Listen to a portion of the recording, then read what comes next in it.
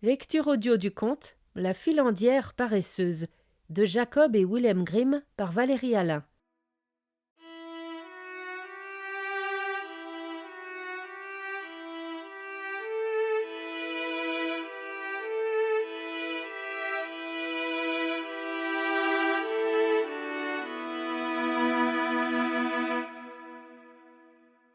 Dans un village vivait un homme et une femme, mais la femme était si paresseuse qu'elle ne voulait jamais travailler.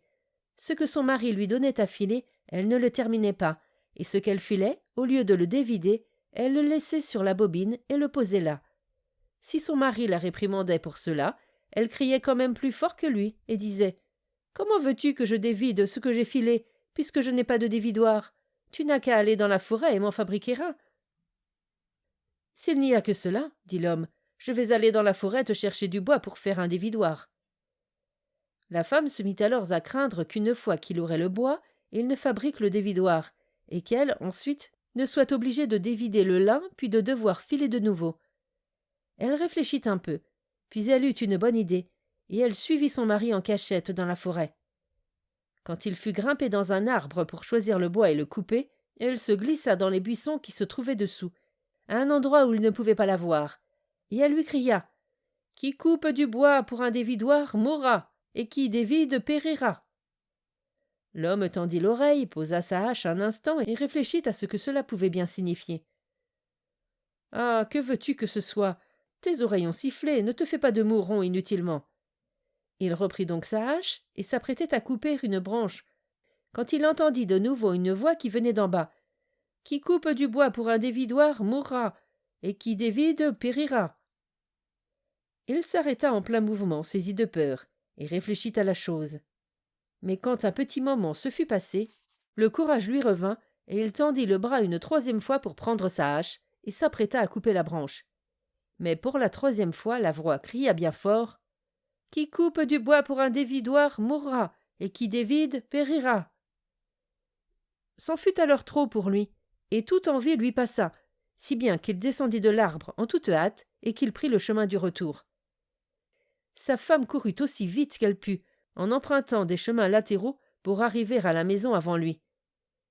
Quand il entra dans la pièce, elle fit l'innocente et lui demanda, comme si de rien n'était « Eh bien, m'apportes-tu du bon bois pour un dévidoir ?»« Non, je vois bien que dévider n'a rien de bon, » dit-il, et lui raconta ce qui lui était arrivé dans la forêt, et à compter de ce jour-là, il ne lui parla plus de dévider le fil. Cependant, peu de temps après, l'homme se remit à s'irriter du désordre qui régnait dans la maison.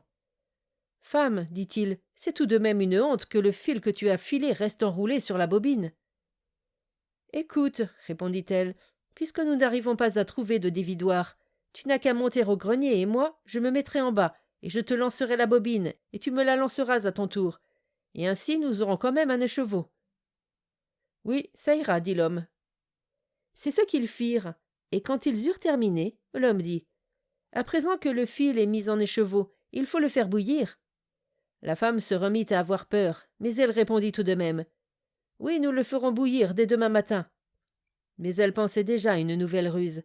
Elle se leva de bon matin, fit du feu et mit du charbon au-dessus, mais au lieu d'y mettre le fil, elle y plongea un paquet d'étoupes et le fit bouillir sans cesse.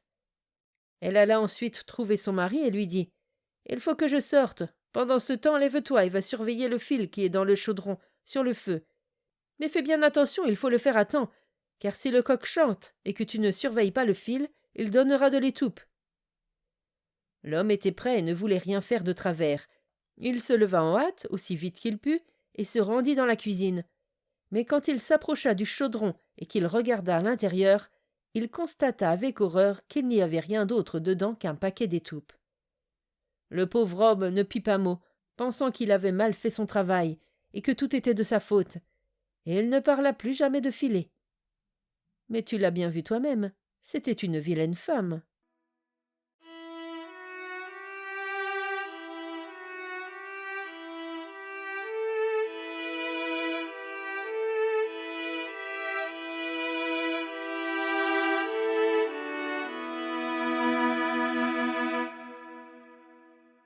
Fin de la lecture du conte La filandière paresseuse, Merci de votre écoute, je vous rends vos oreilles, cœur avec les doigts.